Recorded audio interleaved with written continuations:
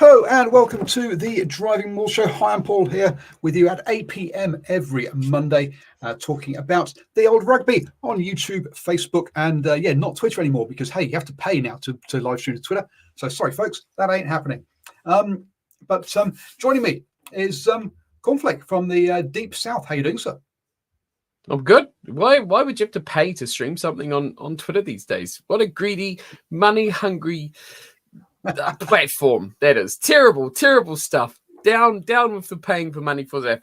I'm good. Good weekend of rugby, fun times, few good matches. It's what really is a bummer is now we've got nothing for this weekend. Oh, really? Because I was looking back on this. Where's that Ranfurly Shield? It's not there, is it? What NPC? I don't know what you're talking about. No idea. Oh dear. 44 billion reasons for Elon. Exactly. Yeah, Elon Musk is. I've got no idea how much he's losing with Twitter. But there you go. But yeah. So nowadays you've got to up to Hawks. A Bay, not BYA. Bring your own beer. No, it doesn't work with A, does it? I thought A would be own. No, never mind. Good evening, everyone. As Simon says, officially released the World Cup qualifiers. Have they? Oh, okay. I didn't see that. I was searching around for some rugby news before this. So far, so that was so World Rugby managed to make such a big bang with that all the local papers didn't bother to even report it. But there you go. The only kind of news I could find was that Finau has re-signed with the Chiefs, which look, he's in the All Black squad. Why wouldn't he? Makes absolute sense. There, a bit surprised actually that he wasn't re-signed already. But I think the Chiefs are drip feeding out their re-signings once a week because last week it was Josh Lord on Monday, and this week it was Finau. So there we go on that one. Not to see anything that matters at the weekend is their target beating Auckland. Who cares about the tests? Oh wow! Ouch! On that one, and you had a rumor as well, Steve. My rumor of Sean Stevenson possibly leaving rugby union, possibly. If that's true to be read of or not, I am not 100% sure. But hey, why not? I mean, let's be honest, Sean Stevenson, right? I was thinking about this when I read this rumor. To me, it kind of makes sense for him personally, because how much is he like that year he played that test for the All Blacks? He had such a stellar, like he was incredible. Like I don't think he'll ever play better than that in a season. And what did he get? One test because really media and public pressure. I mean, he wasn't going to get that test otherwise, was he? I just don't see, his career progressing to becoming a mainstay All Black. So if this rumor, I emphasize rumor, is true, I can completely understand it from his perspective. So we'll see whether that one progresses, or is he just a faithful, really good Super Rugby player? Look, and the rumor last, he wasn't taught. We did have some chats last year with a NRL team over in Australia from memory, the Eagles, I think. I can't remember now on that one.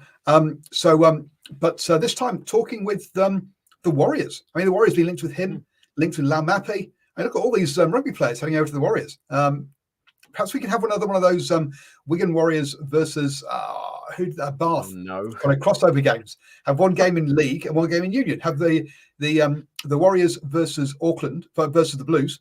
Warriors versus the Blues have the first half as rugby union, the second half as rugby league.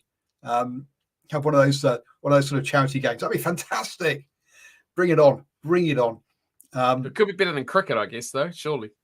You don't like the last thing I want to see is Israel Dag playing cricket again. No, thank you. Black's Bash, or whatever it was called. Yes, I did. I've never watched any of those or paid any attention to those. Simon says those hybrid games were terrible. Yes, absolutely agree. But hey, Warriors would lose both games. Yeah, probably pretty true. And Robbie asked me, "Am I a league fan yet?" No, well, not really. I mean, I've been to a league game. I went and watched. Obviously, I've been to the Warriors, but I also saw England beat Australia in the Rugby World Cup at Wembley. many moons ago. So yes, Rugby Game says bring back North versus South. Actually, what do you think of that North versus South game we had during COVID? It was that memorable. I hardly remember it. There's been a few North versus South games, hasn't there? I mean, oh no, back in the day, pre-professionalism, it was a big game. But back then, yes, yeah. Since professionalism, but since professionalism, yeah. Now look, we couldn't even agree with how which players should play and which one. So, is it where you're born, or is it where your first NPC team was? Is it where your club side is? Is it where there was just so many arguments as to who should be playing for which team. That I think was more interesting than the actual game itself, from memory. I think if you're going to do it, you've got to do it either fully committed or not, right?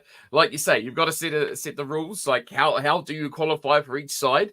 You've got to have some sort of structure and say we're going to have this in this weekend between this happening and that happening. Pre All Black selections and obviously post sort of finals of Super Rugby area, but. Yeah, rather than just being like, hey, we're going to have one of those North versus South games. Now, come along and watch it. It's going to be in, I don't know, throw the dart. Here, enjoy, have fun. And for the players, it's quite a cutthroat sort of scenario. For a lot of them, it is almost a selection final chance. So, yeah, it's a weird old thing where it's displayed as kind of fun and charity and exciting, but for a lot of players, it's a real opportunity. So good in ways, but yeah, like a lot of things rugby does, it's just done too slap happy and needs a bit of structure and actual, not just some guy saying, hey, this is a good idea, let's go. And off they go to the races and that's the end of it. What you mean, marketing, thought, structure, all those sort of things that New Zealand rugby just don't really do. Like Rugby World Cup qualifying. and World Rugby for that matter, yes, and World Rugby as well. Yes, it's not just New Zealand rugby; it's just rugby administrators. Full stop. I like the idea. I think it's a cool idea. But yeah, like what? How many have we had in the last decade? 2 or 3, or maybe last 15? There's only been one in the last 10 years. I can only the last 20 years. Surely there's been 3 or 4.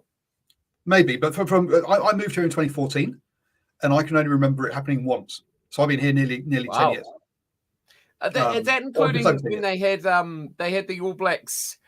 Well, they had the probables and the probables. No, the possibles and the probables. The probables. Yes, and the Black Ferns did that. The Black Ferns did that because they didn't have enough South Island teams, I don't think. North versus South. Or they because I think it started off as North versus South. Then he looked at it and went, hang on a second. And then he looked at the North probables versus possibles. He went, what's Cogsage doing on the possibles? She's not a possible. She's a definite probable, and stuff like that. So it was just kind of like let's just do a mishmash game, and the titles were rubbish on that one. So yes.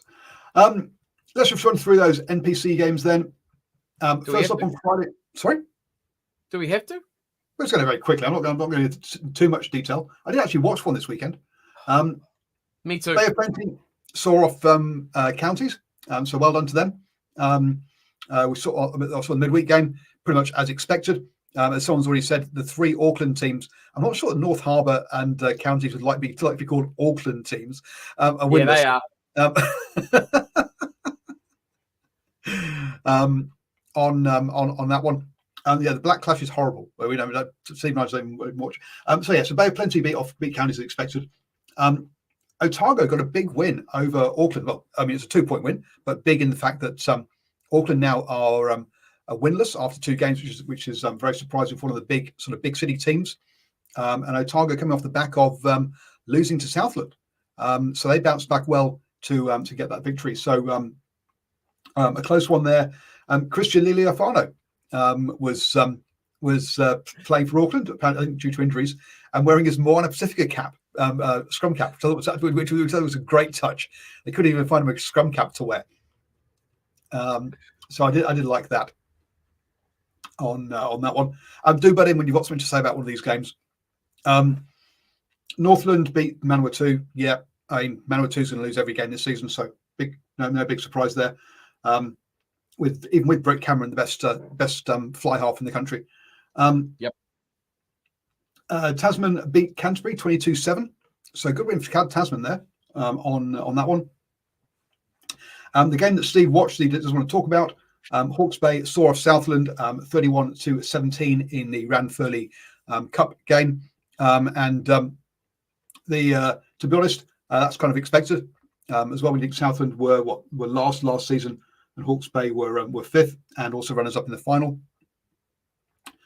Bay of Plenty then saw off North Harbour, so that's 3 games in about 10 days or 9 days, and 3 victories for them. So fantastic start to the season for Bay of Plenty. Wellington beat Taranaki in what was the the top of the table from last year versus the champions, 26-19. And if Jackson Garden-Bashop could actually kick over a conversion, it would have been bigger. But he missed all 4 of his conversions in this game. Ouch. And then finally, Counties Manukau lost to Waikato. So yeah, Counties having a bit of a horror start to the season. That's 3 losses in 3 games for them with that one. No midweek game this week for some reason. No idea what's going on there. Northland was horrible. Horrible fans. 2 guys drinking 4 cans of beer each below in the stands. Drunk. Well, I don't get drunk people in stadiums all the time, I'm afraid. Nothing new there. So any comments about the games from last weekend? All I can say is it's good to see people who are actually celebrating wins against Southland, because to me that shows that they're actually a bit of a threat now. So you know what? That's fine by me. And I watched that game and I thought the Stags played fairly well. They just, that little period, I think it was about 25, 30 minutes in, where they conceded a couple of tries, heading towards halftime. They were within a chance. They were keeping track all right, and then it just completely fell apart. They conceded 2 pretty basic, I thought, soft tries, and never really got themselves back into the game overall. But still, they scored tries, they got points on the board, they're competitive for a portion of the matchup. They didn't throw it all away completely at the end. So, for me, there's a lot of positives from a loss following up by a win. And when you beat a team that can beat Auckland, by virtue of that, it means that the Stags are better than Auckland. What's not to be happy about? How many cans of beer does each guy have under the stands in Cargill? I reckon that actually I'm not sure the stands are big enough to actually get underneath them in Cargill. So you have to drink on the stand, not under the stand. But anyway, under the stand is the changing rooms. That's where the players go. So probably shitloads of cans under there, because the players will be all. And the good thing about down here is you don't actually need to give yourself a little chili bin or anything. You just sit them on the side of the grass, because it keeps them cold. And yeah, Semi Reece should have played for the Stags in the weekend too, by the way. I feel that was any other. Look, if he played for Auckland, if he played for Wellington, he would have played. He would have got released from All Black expectations of playing. He would have got released. That injustice against the mighty Stags. Come on. Injustice. You should have been sweating on that next week. There is not a Wednesday night game for some reason. Don't know what's going on. Don't know why we had one last week, but not this week. Hawke's Bay have got a Ranfurly Shield defence against Northland on Friday night. The South couldn't do it. Let's see if the North can, coming from warmer climes. I don't think they will do, to be honest with you. Counties will get their 4th loss of the season against Tasman on Saturday. Boy. Is there an NPC NPC Rugby Super Brew game or prediction game? Not that I'm aware of. No. Again, another failing by the powers that be. Big game on Saturday: Auckland versus Canterbury. So the old enemies. Going to that. Sorry, Super Brew does an NPC tipping. Sorry, we perhaps should have done one next year. Oh yeah, I haven't started one though. That's more what I was meaning. Oh yeah. I am not running one. Not for NPC this yew. Should have. You're right. I would have kicked all your asses. Southland up against Taranaki. That's going to be a tough one. Taranaki will go into favourites. Otago might have got the win over Auckland, but Bay of Plenty are coming down next to the Tupperware tin. So again, Bay of Plenty. Wellington. Sorry? What's the Tupperware tin? Is that Forsyth Bar? Tupperware box. Yeah, the Forsyth Bar. Tupperware box. Oh, can you even buy Tupperware anymore? I think that's really a 90s or older joke, that one. Well, I'm old, yes.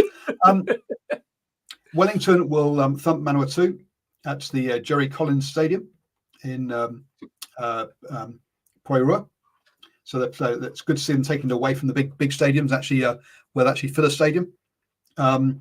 North Harbour, Waikato, that'll be a good one, but I think Waikato should get up. Again, I think two kind of mid-table teams there. And then we do have a midweek game next week, which is Canterbury Hawke's Bay. But obviously we'll talk about that one next week after we have the extra information from this weekend. Why is it raining everywhere but the South Island? Says Rugby Gamer. It's snowing. It's snowing in the South Island. It snows in the South Island. Yeah, it's so cold it can't rain. Snowing today, tell you. Brr. Yeah, I've got to agree with Simon. It's good that Wellington moved out to Sky Sports Stadium. Sky Sports Stadium. It's too big for the Hurricanes. It's way too big for Wellington, and they're definitely losing money playing every game in there. Right then, internationals. So prior to the game, we had the All Blacks team announced, and quite clearly.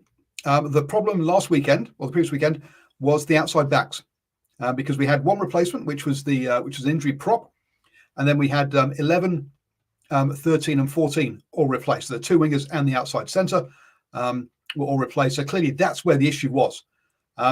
Steve, do you think Razor really got to the number of the problem as to why the All Blacks lost to the Pumas in Wellington? That it was down to that Seven Reeves back. Anton Leonard-Brown clearly scoring a try wasn't any help, and Mark Tullier clearly also made so many more errors that it was those three that really caused the problems. I said this to you when you sent me that thing about clearly that the wingers and the back line was a problem. I said to you, it was like the All Blacks aren't going to learn anything from that loss because they're going to win this game regardless. I could never see they could have put out anyone they would have liked. They could have made 15 changes, and I feel like they were always going to win their game at Eden Park. Just everything was just lining up for them. But no, that wasn't the issue. And I think even watching that game and then seeing the replacements, that wasn't the issue. But hey, this is Mr. Robinson, and he wanted Will Jordan to play, and I think anyone who got in his way was going to feel the wrath of that change. And I think he probably did learn one thing with those changes, that Anton Leonard-Brown needs to finish games. I mean, he's got to be on that field in the last 10 minutes, whether he starts or whether he's off the bench. I think in that midfield, he needs him on that field. I think we found that out in that first game. And I think unlucky for him because he was the best player on the paddock in that opening game and gets dropped to the bench. And it's just like, gee, you feel sorry for the guy. You really, really do. I thought he was outstanding. And then what did Rico even do in that game? I'm sure we'll talk about it. But, the changes come on. Caleb Clark was I could have scored that try he scored. He's ineffective. You might as well put a piece of toast out there because he's just as effective as that. Talia did more in the, what did he get, 10, 15 minutes? I didn't even got that. Then Caleb Clark done that whole matchup. So, yeah, we learned something all right. Clark should never see an All Black jersey again. Rico Ioane is pretty ineffectual. And the forwards really were the ones that had to stand up. And I guess you could look at it and say the changes, in effect, were directed towards the back line. But I think the responsibility of the forwards to actually take responsibility for that result and that performance gave them a chance to reprieve. Yeah, look, I mean, Dylan says in the live chat, can't we just accept that Argentina were getting better? Yes, we are. Now, this isn't to say that the All Blacks lost. We're not having to go at Argentina. What we're having to go at here is what changes do you make to a team that has lost? And looking at the changes, it was like you've not addressed any of the issues really that around this, which was that the forwards needed to front it up, win the forward battle, and that too many errors was made across the board.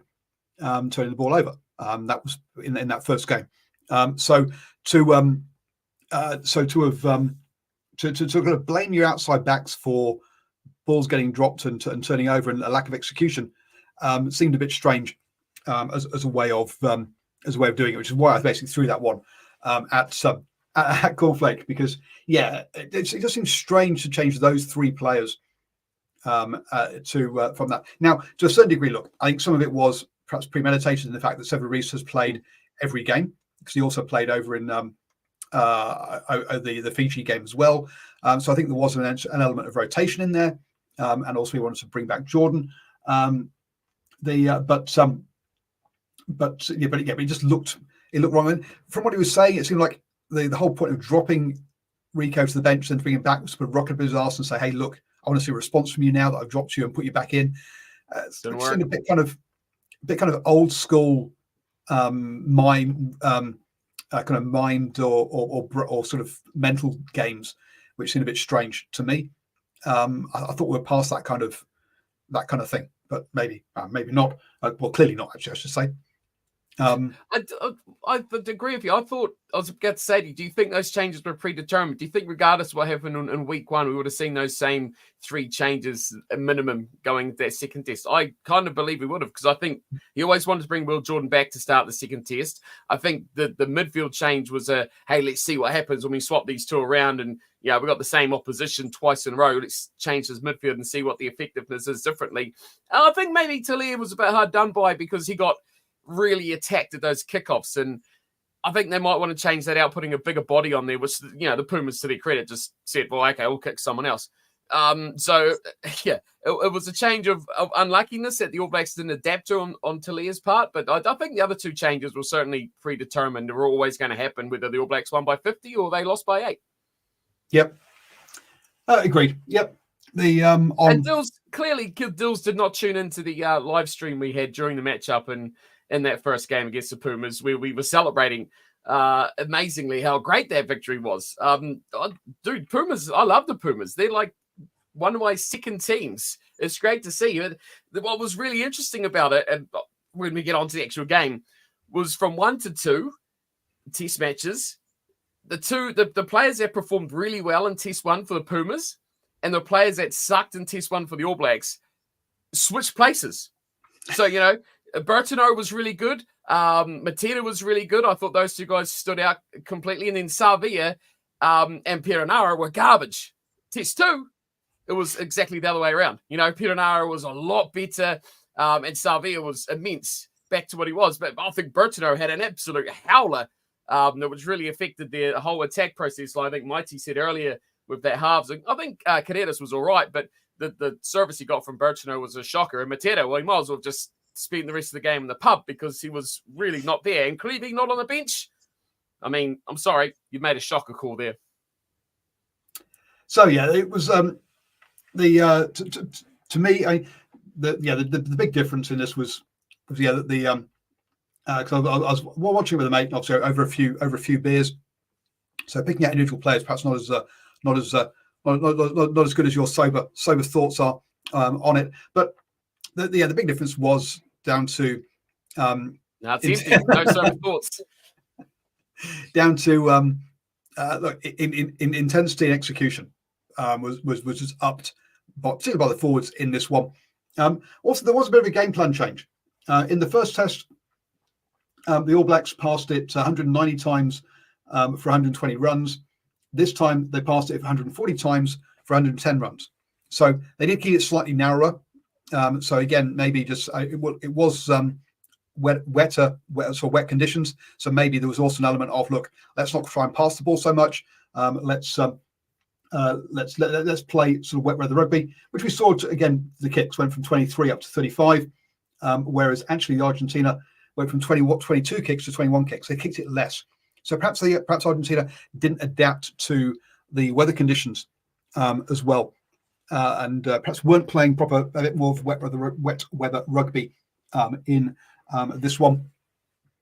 Because even though it looked to me and it felt like the execution and the kind of pressure from the All Blacks was better, they actually turned the ball over more in the second game than the first game. It didn't feel like that in this one. Because turnovers in the second game was 14 and 21, in the first game it was 9 and 12. So, but again, I remember in that first game we didn't have any scrums either, did we? But till about the 60th minute, right? Yeah. Whereas in this game we had a lot more scrums in this one. And again, look, I think the weather played a big part into that one, with 18 scrums in this game. So yeah, they're very different games from that point of view. And I think basically, probably Argentina didn't adapt to the weather as well as the All Blacks did. And also the All Blacks, as we know, they react very well when they lose. The All Blacks don't lose two back to back. They always come back and up the ante. Now for Razor, now the big question is, how do you motivate your players without having them lose the weekend before? Because you don't want to win half your games. But clearly that, because as you say, the players didn't really change. It's been the same kind of players. It was just that they played better.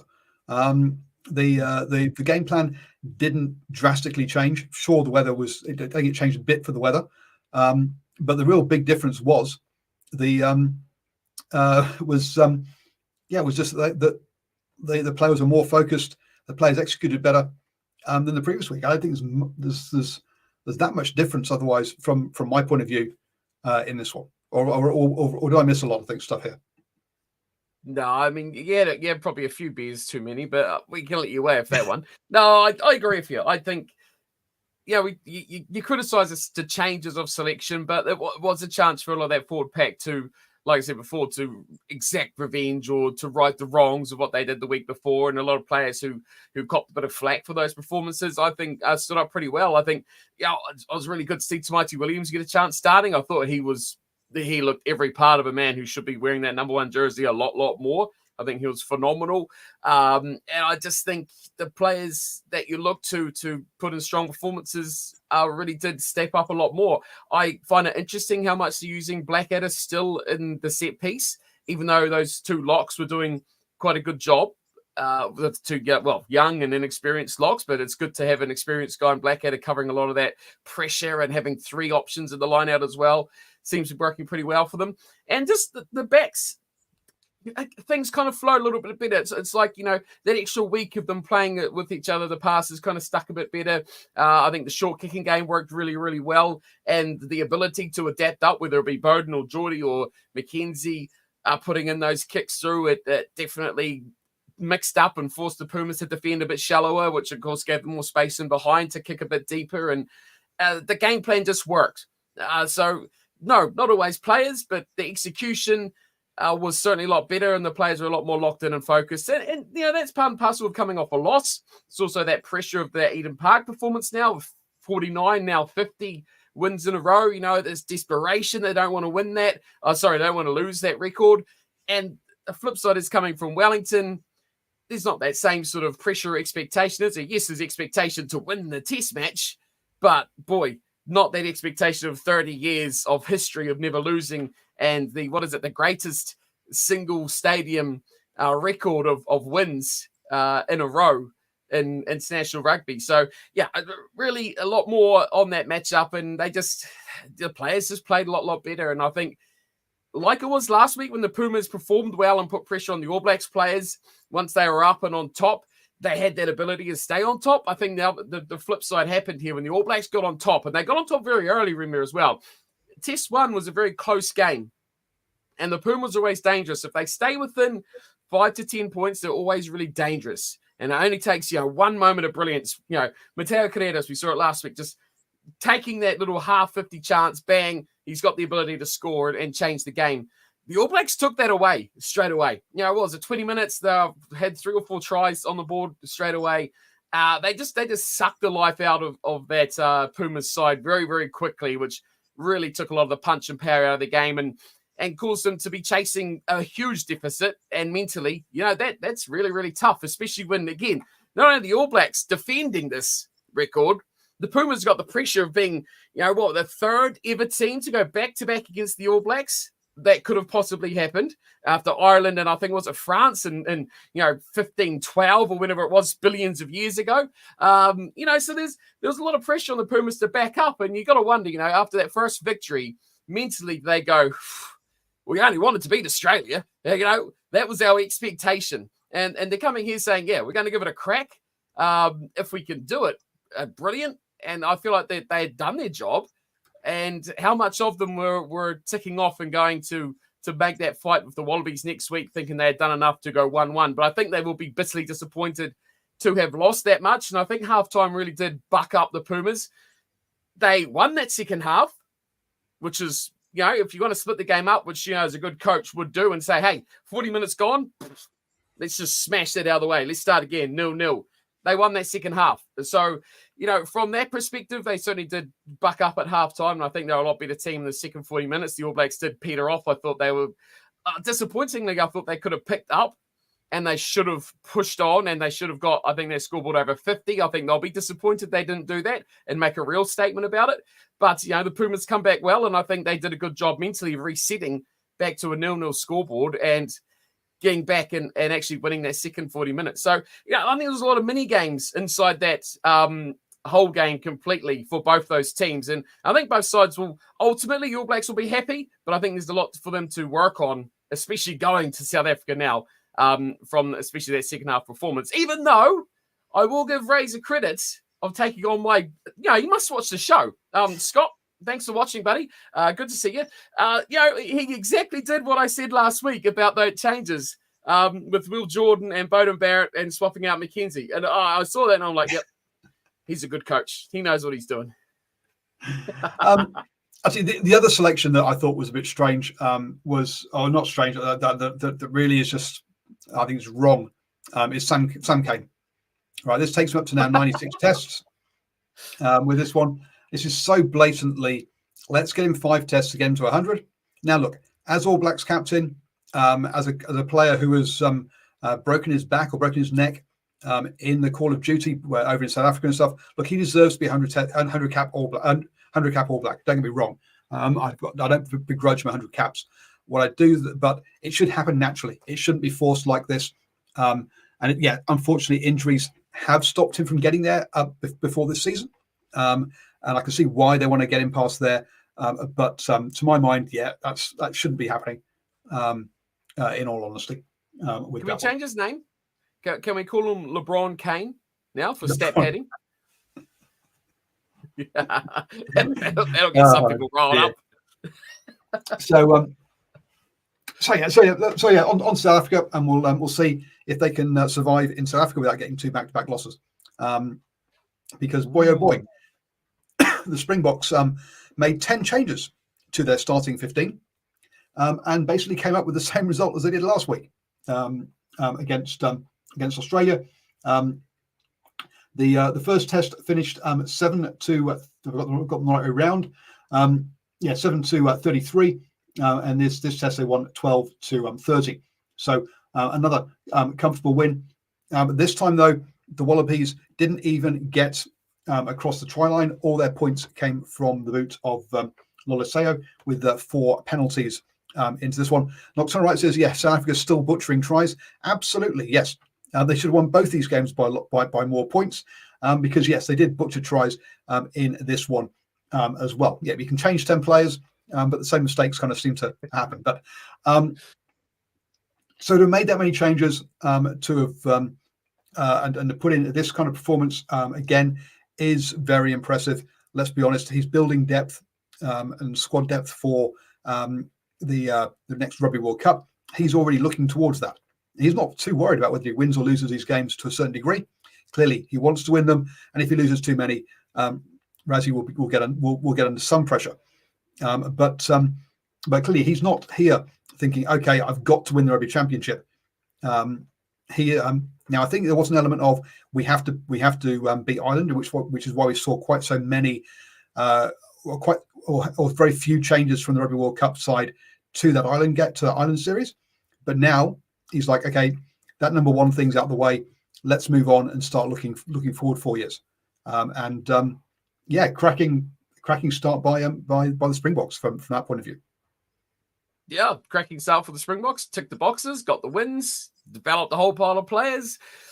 I mean, had a nice week holiday, probably. They got to go to the UFC, and Khaleesi and Etzebeth got to run out there and beat the show ponies, I think Evan Etzebeth will be quite pissed off, though, to be fair, because an early injury, I think tomorrow, someone meant he had to come on after about 20 minutes of that game, which would have really, really annoyed him, because he would have liked to have stayed fresh, I'd imagine, and just, have a nice week, chill night at the hotel, fly across and get some UFC action under his belt. But, look, South Africa is in, what would you call it, a really blessed situation, aren't they, with talent and skill, and they seem to just seamlessly be able to bring these guys through and have the experience in the places and merge these guys into the squad really, really well and just develop that depth without really affecting their team and their performances like we do see with the other nations as well. But this game, I mean, they did get 40 minutes. I feel like they weren't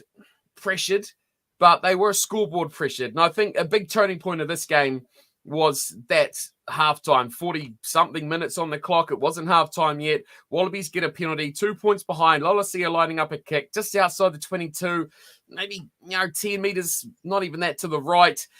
Should have been regulation. I feel like he should just pop that over, no problem, no trouble, no stress. And the Wallabies go 1 point lead into halftime. I feel like that was a huge turning point in this game. Not only, not for the Boks at all. I think for the Wallabies, this is a huge turning point because for them mentally to go into halftime and be like, we're winning. We've done enough. We've proven that we don't need to score tries to stay ahead. If we can keep our defense in hand and just take our chances, take our threes, we can stay ahead of this game. And that's what they did for the first 40 minutes. The defense was really good. I think it's really interesting what I think Tom Wright said at halftime or full time. When the interviewer credited the team for how well their scramble defense was. And he said, we don't want to scramble defend. If we're playing well, we shouldn't need to scramble defend. But yeah, it's good, it's working, but we shouldn't get to that situation, which is really interesting because they did defend really, really well. And I think, like you said at the start, that game and the first test coulda, would have been a lot more if the Boks had probably got their serious faces on. But yeah, the Wallabies, I think, showed improvement. I think it's a long way to go. But for them, I think, 12 months or maybe like 11 months now to next year is probably what they're focusing on, developing that team through. And I mean, you can see positives of improvement. I think they're going in the right direction. And I think the more and more weeks these guys play together, I'm really looking forward to when they play Argentina. I think that's going to be a really interesting battle in those two tests with the Pumas and the Wallabies. But yeah, the Boks, too good, too sharp, too much depth, too much continuity, too much power, and just too good for the poor old Wallabies. But I think there's encouraging signs. Yeah, it was some good things for South Africa is that Feinberg Mnguzulu, look, he had a bit of a wake up call. Everything in the first game went, or in the previous game went great for him. In this game, stuff didn't go quite so well, and that'll be a good learning experience for him. Oh, geez, I'm using that horrible. Oh, we took wonderful learnings from this game. Oh, geez, I sound awful. But I mean, he dropped the sitter of a try. There was he dropped sitter of a try. There were a few other kind of clear mistakes that were his faults as well. So look, it's it'll be good for him to learn that basically international rugby isn't quite as easy as he probably thought it was the week before. That there is a bit more to it than that. So I think for him, having that kind of experience under his belt will actually be very good for him, and to come away with the win as well.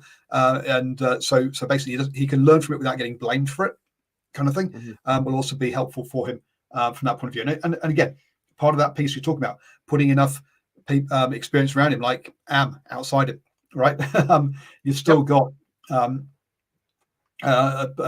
very experienced back line with Creel, Colby, Mapimpi. Not so much in Fassi, but still, he's got a lot of experience outside him that he can do with that one. South Africa line-out drive killed the Wallabies in the end. Look, South Africa's line-out drive is always very strong, but what South Africa won't be so happy with is the number of lineouts they've lost over the past 2 weeks. 4 lineouts were lost in this game. And whilst it says technically there were only 2 lost in the previous game, the previous week, it felt like more than that watching. So I don't know if there were some that were kind of that were won but not won cleanly, as it were, on that one. Rugby games, so I think New Zealand needs to beat South Africa in both games to win the Rugby Championship. Absolutely, They do. Yes, there's no 2 ways about it. Peter Steph's toy must be close to being best player in the world. Well, look, he has been World Player of the Year once, so yes, he is a very, very good player. There is no 2 ways about it on that one. Rugby Gamer also asked us earlier, how bad is Wales if they lost both games to Australia and South Africa both won by 20 points and 25 points? Look, Wales are in a very bad situation at the moment. Their domestic game has fallen to pieces. And yeah, Gatland's got a real tough job in his hands there. They lost all their games in the Six Nations. They lost those games to Australia. Wales are in a very, very bad situation at the moment. As far as tier 1 teams kind of go. So wonderful for South Africa. Really, really worrying for the All Blacks coming up, because we don't know what the Springboks first choice team is. We might find out against the All Blacks. I'm not sure. It'll be interesting to see how Rassie does take it from that one there. But we'll have to see how that one goes. You say no Rugby Championship games this coming weekend, or in fact until the 1st of September. So that's so just 1 weekend away. The 1 weekend off. This weekend, though, we do have one international game with Fiji playing Samoa at 6 p.m. on Friday. It's not, and I can't find anywhere that it's on TV. So I can't see it on Sky. I can't see it on TVNZ. So I don't know if it's being shown anywhere on that one. So I'm sure Simon will let us know if it is being shown somewhere in New Zealand. Then on Monday, our time, at 9 a.m, they've got Canada versus Japan, also as part of that Pacific Nations Cup happening. So those are the 2 games this coming weekend from an international point of view, plus obviously all those NPC games that we talked about. Pacific Nations Cup we covered by Sky in New Zealand and Rugby Pass outside. Really? Because I couldn't find it on Sky. So there we go. So apparently it's somewhere on Sky, but it didn't seem to be on their schedule. So unless is that new Sky Open or something silly? Anyway, I'll have to search around and try and find it on that one. Pacific Nations Cup, Pacific Nations and North America have been merged into one qualifying zone. Now that actually makes sense. If you're playing the Pacific Nations Cup, then why wouldn't you have them all as part of that? Now, clearly, part of that is the breakdown of that the Americas Rugby Championship, which they used to have with North America and South America playing with each other. But it's a shame that has fallen down on that one. The TV guide is written down incorrectly. Okay, well there you go then. So 6 p.m. on Friday, somewhere on Sky, you should hopefully be able to watch that Fiji versus Samoa, and then also Canada versus Japan at 9 a.m. on Monday morning, if you're not working. Sounds like a live stream. Sounds. You have Mondays off, do you? Well, sometimes, yeah. Sometimes. I won't be able to join you because I will be working, unfortunately, on that one. Anything else that I've kind of missed?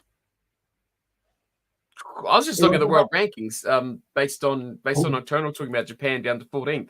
Pumas have leapfrogged Scotland, which normally in my streams I've got a few Scottish people that I can give a bit of stick to about how bad Finn Russell was, but yeah, they've dropped down to 7th place, and the Pumas up to 6th place. Is probably the biggest change in the top of the charts there. But interesting to see how it changes, isn't it? Australia down in 9th, Italy is above them.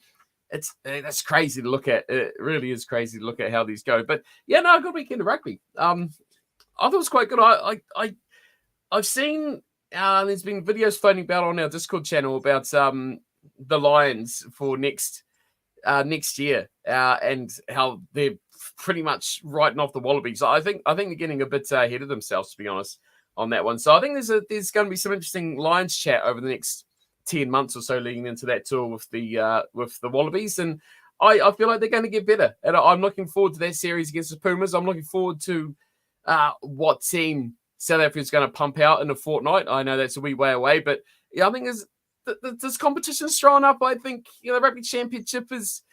I think the Pumas performing well on that opening test has certainly opened up people's eyes to the tournament and opened up the possibility of upsets and the likes. So yeah, it's looking nice after just the first couple of rounds. So I'm looking forward to the rest of it, and yeah, it's going to be good to see some smaller unions playing this weekend as well, Pacific Nations Cup. So yeah, hopefully Monday morning we can get a bit of that action in as well. So yeah. Rugby's not in that bad a way. If only the powers that be could make it a little bit better for us, right? One thing we didn't talk about, speaking of powers that be, make it right. The yellow card this week versus the non-yellow card of last week.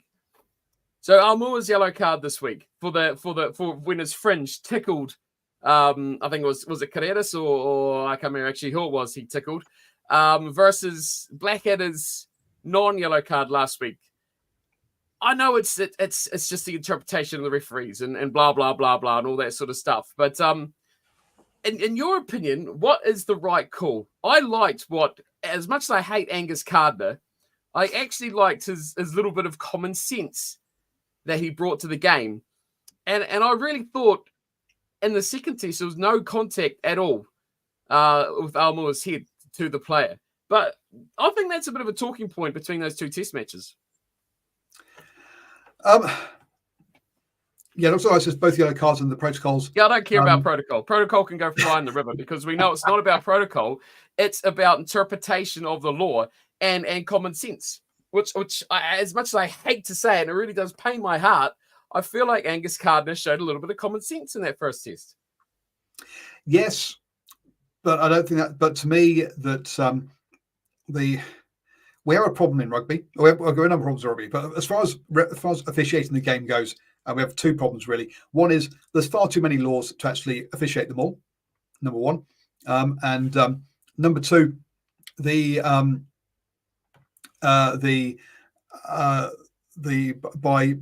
not only can not all of them be blown up or officiated, then we have this kind of subjectivity around it because the game is too dynamic apparently to actually have clear-cut laws. So to me, the more that we can remove that the subjectivity, make it objective, the more consistency we'll get. And to my mind, if you're upright and you're in a collision as a defending player, you're in the wrong place. You have to get down. So Blackadder should have been off. In my mind, that I do get. It's laws and laws and laws. Sorry, folks. Understand what laws mean? Well, what laws means that the rich people don't have to abide by them and the poor people get fucked by them. Oh, now you've got to censor it. Oh, God's sake. Sorry, what I have the problem with, though, okay? So, whatever Angus Gardner, like it or hate or disagree, I do agree with what Nocturnal said. Yeah, under the protocols, I thought Blackadder's tackle was actually worse than Almua's tackle, even though one got carded and the other one didn't. But to me, right, this is what really is the absolute mind about the whole situation is that what everyone's saying, hey, good common sense call from Angus Gardner, was actually the bad decision amongst it all.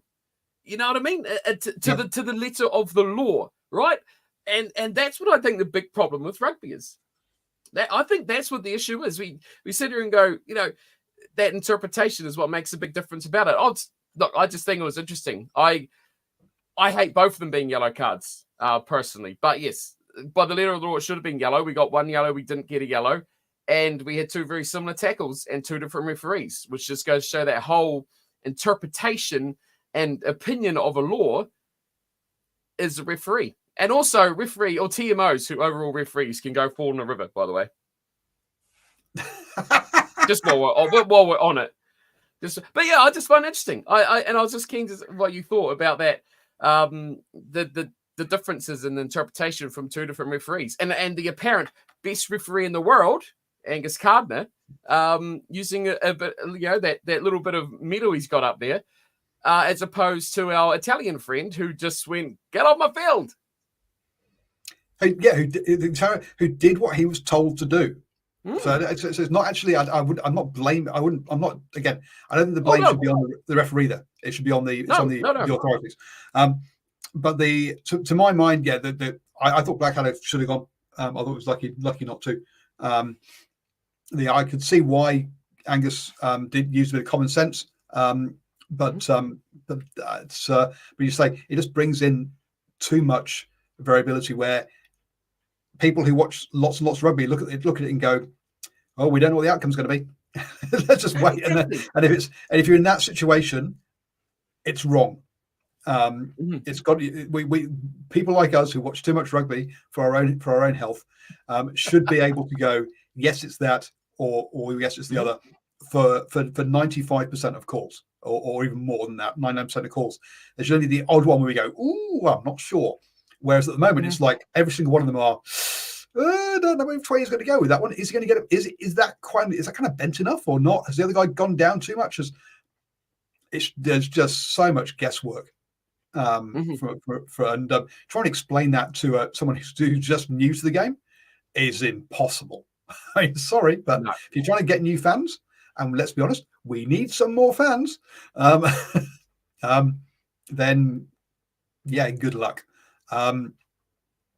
So no, I think Blackadder should have gone, and I think it should just be clear cut and stick with it.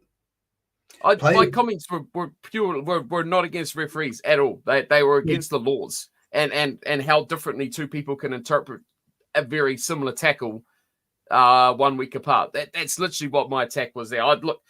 I think both refs made the right call. I think Angus Gardner decided what he thought was the best option, and he had reason for it. And I thought our Italian friends very much just stuck to the law. And I mean, neither were wrong. And that's the other thing, right? Two different decisions for the same thing, yet neither were technically wrong, right? Because Angus Gardner could be like, "Well, I believe this," and technically he's not wrong. And to me, that's not the referees. That's the laws. Yep, agreed. But yeah, that was my rant for the week. I just thought I'd fill in 5 minutes. Sorry. Apparently, apparently World Rugby have relaxed the eligibility rules. It's no longer based on residency, but where you're contracted. So you have 5 years of contracts in Japan, only turn up for 6 months each year. So you're not resident for the full 5 years, and become eligible. That's an interesting one. Wow. Okay. Scotland, take note. Is the data? Who knows what the data for recurrence of head injuries is since protocols came in? Sorry, but yeah, it would be nice to actually get some reports where they actually published it and clearly, so we could see. But again, the game is so managed in a disjointed way that I'm not sure who and where those numbers would be. The RFU used to produce a injury and drugs report, or was it just drugs report each year around the number of drugs tests and how many people got caught? Because surprise, you might not know this, but rugby is the highest number of banned players for drugs in the UK. Generally in the amateur levels, so below professional. So it's not the professional guys who are doing it, but it's the guys below that who are doing it and getting caught, which is just nuts. But there you go. But yeah, your weekend warriors are taking anabolic steroids at the gym, and getting banned. So that one. It was so easy for me to learn how to play NFL compared to rugby, where I still probably only know 80 to 90% of the rules. I think there's a big difference between NFL, right? Because NFL, you're a position X, you're a wide receiver or whatever, and those rules, like there's a lot of rules that only apply to you. Like a receiver's not going to go on and be a tackle blocker, right? So any blocking rules don't apply to him. Whereas rugby, every rule applies to every player. It doesn't matter if you're 150 kilos or 55 kilos, right? And I think that's what's major difference between two sports like that.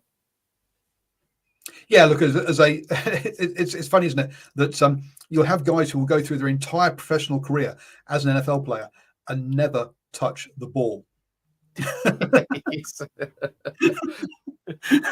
Like, hang on, this entire game is about getting this ball across that line, and you never touched it in your 12-year playing career. Yeah, correct. Like, what? The skill sets are just so different in American football between each player. Whereas in rugby, yes, there are differences, but there's an awful lot of commonality. Everybody has to be able to catch and pass, even props nowadays.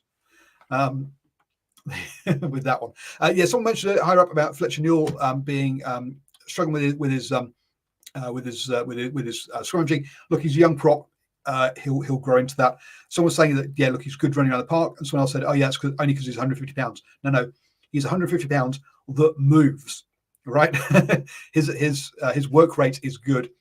He used to be a number 8, apparently. I think he was on. I think it was him I was listening to on the What's the Lad podcast, and he used to be a number 8. So and only at high school, when he moved down to St Kent's, that he actually got changed from number 8 to prop. So they gave him a scholarship and said, oh, by the way, you're not a number 8, you're a prop. Huh? Okay.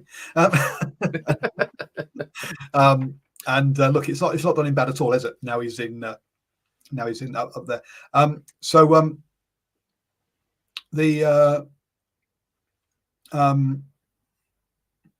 that one. So it is a no idea where I was going with that. Just like so he's not just a big lump. He's a big lump that moves very, very well. Do we need Mo'unga back in the All Blacks? Look, I don't think the problems with the All Blacks are around specific players or missing one or is one player or one cog that suddenly will make everything work. I think it's more deep rooted than that. But and obviously, I know you love Dame McKenzie. So, Steve, you're going to say that clearly D-Mac's the best 10 in the world, and therefore, who needs Mo'unga? No, we don't need Mo'unga back because we got Brett Cameron. Simple. No problem. There you go. Problem solved. I mean, did McKenzie have a good game? Has McKenzie had a good 2 games? Okay, is he like what's the word? Does he bring enough control of a game for your pivotal number 10? Well, the flip to that is, did the All Blacks score a try once he'd been substituted? Did they need to score a try once he'd been substituted? Well, sorry, for those of you listening to the podcast rather than watching us live stream, we both were shaking our heads there after those comments. But look, it's so arguably, look, he is important because he has played well because they scored tries when he was playing. When he wasn't playing, they didn't score tries. So there you go. From that point of view, I think Will Jordan had a good return, which is, I think, the biggest plus from that test match, the second test match. I thought he looked really on song. I thought he'd be missing. I thought he'd really be struggling. Not skill wise, just catching the pace of the game, getting back into the groove, of that top level rugby. I thought it looked really good. That pace to score that try. I can't remember if it was the first or second. I think it was the first one. Just out and out raw pace. There's no substitute for that. A guy that can just smoke it. Makes a massive difference. And while we're crediting wingers before we wrap up, Marika Conan-Betty is look that guy should be in a scrapyard, just like demolishing cars or something, because he has absolutely no respect for his own body. He throws himself, and he's a big lad too. He just throws at it, man. He brought a lot of physicality to that Wallabies team in the backs, which I think they lack, because I think guys like Callaway and such are really struggling. As good as they are, their effectiveness is down a notch. I think Conan-Betty brought a lot of attention off those guys, even though it wasn't enough in the end. But I think just the way he gets involved in the stuff that you'd expect of a forward out in those wider areas, does add a little bit of an extra dimension to the game. I mean, how the guy's not yellow carded once a game at least, it just baffles me the way he throws himself into tackles and into bodies. But I thought a couple of wingers making their returns made a bit of a difference. Yeah, six tackles, four made, four missed by Coretti at the weekend. It's flying. That's why. It's pretty easy to dodge an aeroplane when it's flying at you. What? See ya. Yeah, no, I was kicking myself for not putting money on, not putting $2 on Will Jordan to score a try because hey, full of shit. Rugby games is what. Yeah, it's talking about Mackenzie's game management. He said he's heard that it's back. Well, look, I say it's a lot easier to manage your game when your forwards getting across the line, giving you front football at the end of the day. Let's see South Africa. That's it. So wait till South Africa. But I think that's the big difference in game one and game two, is that front football, and then life's much easier. You're not when you're not getting the ball thrown straight over your head by Ardy Surveyor, and then having to run back and scrum back and pick it up. It's easier to play rugby. Funny that, and you look better. At the end of the day, the game's won up front, and the backs decide by how many. And with that, his tactical kicking is going to be crucial against the box. Yep. That's all. I'll let you wrap up now. I'll shut up. Cool. All right, thanks, folks, for being here. We'll not sure what we'll do Monday because next Monday, because obviously there's no games this weekend to really cover. Actually, we'll probably pop on just to have a quick chat about NPC, but it'll be a quick one, I think, because I say there's not much on this weekend. So we'll probably we'll be back next Monday at 8 p.m. To run through the NPC results and see how things are going there as Bay of Plenty, which is my kind of union nowadays. Because of kind of where I live-ish. I'm on the border of Waikato and Bay of Plenty, so I can just put my foot over the line when I want to, depending on how the teams are going. So looking forward to them to be four games to the good after four games played.